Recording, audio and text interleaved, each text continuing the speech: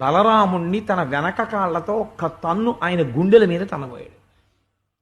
బలరాముడు ఒడిసి ఆ రెండు కాళ్ళు పట్టుకుని ఆ గాడిదని గిర్ర గిర్ర గిర్ర గిర్ర తిప్పి ఒక తాటి చెట్టు మీదకి విసిరాడు.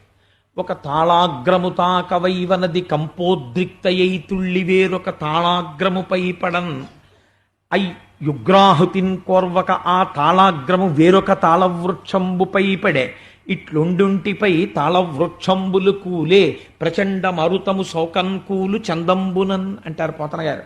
ఈ గాడిదని పట్టుకుని విసిరితే ఇది వెళ్ళి ఓ తాటి చెట్టుకు తగిలింది. ఆ తాటి చెట్టు ఈ గాడిద దెబ్బకి ఈ తాటి చెట్టు వెళ్ళి ఇంకో తాటి చెట్టు మీద పడింది. దీని విసురుకి ఆ తాటి చెట్టు వెళ్ళి ఇంకో తాటి చెట్టు మీద పడింది. అలా తాటి చెట్లన్నీ పెద్ద గాలి వస్తే ఎలా పడిపోతాయో అలా తాటి చెట్లన్నీ కూలిపోయి హాయిగా పిల్లలందరూ ఆ పళ్ళు తినేశారు. ఈ గాడిద రూపంలో ఉన్నటువంటి రాక్షసుడు మరణించాడు.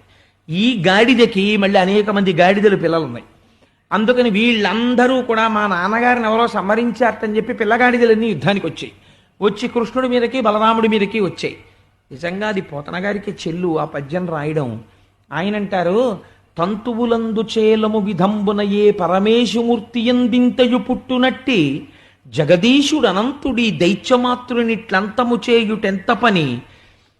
మనం తంతువులు